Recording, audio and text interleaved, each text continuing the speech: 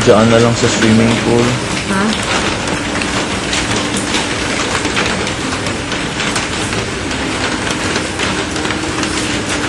Para sa'yo, ikaw, bagay talaga sa akin song ko.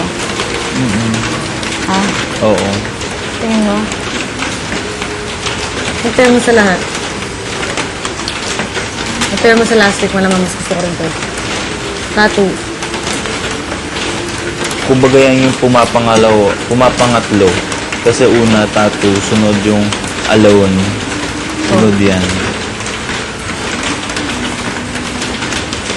Okay. Yung nakakabahan ako sa kanto ko kasi pinapakinggan ko yung recording, kulang sa intensity. Ako rin eh. May intensity din nga. Alam mo, naisip kasi ako yung sa amin ni ni Poon. Ni Sir Richard Poon. Sabi naman ni Sherry, ang taas ng boses na niinisip kung paano ko papantayin, hindi yung mataas yung boses ko. Lakasan mo. Ay, edi, Ay, lakasan. Isip ko kung gagawin ko na lang gruban, yung parang ganun yung... Oo, parang ganun, din mo. Groban, kung ganun yung boses mo. Kung basta mag-isip ko ng Kapag paraan na mag-ganon, para mapalakas yung boses. Kailangan ko siya makita. Sabi ko sa kanya. You know? No. Wala lang. Pero mabait siya. Sarap-sarap niya kargahin.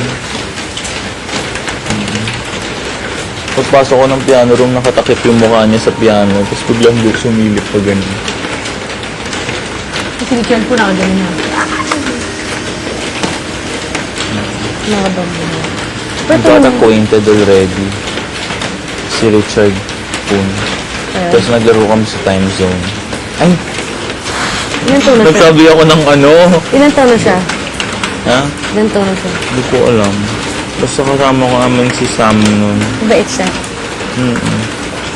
Mga late 20s? Pero kaming church. Late 20s? O 30s na?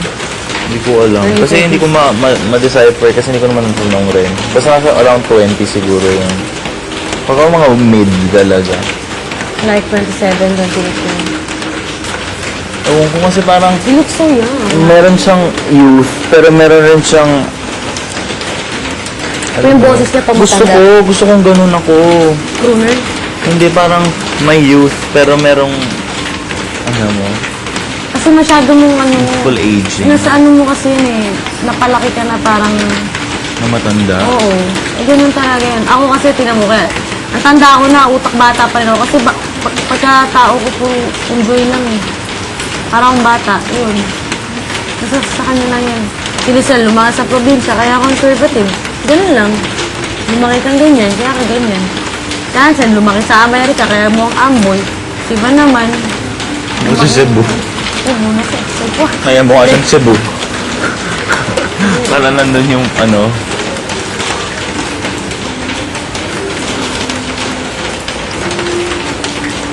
Bea, lumakasal. Pareho naman kami. Mga social ko. Ako lang I tend to explore more. Kasi ayoko ng ano. Tagasawa ko sa buhay sa South. Ha?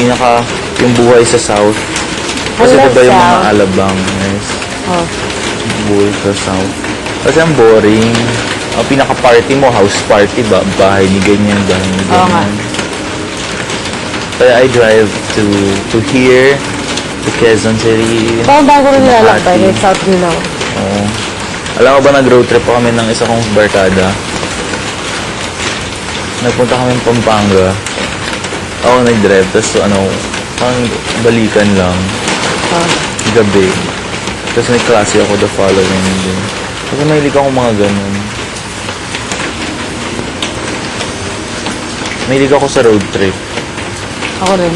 Kumbaga, Pero dapat ano, kapag lalabas, parang ang nangyayari parang 60% nasa kotse, tapos 40% naka-stay lang sa kung saan. may gumagawa ka ba ng mga katarantaduhan, mga typical na ginagawa ng lalaki?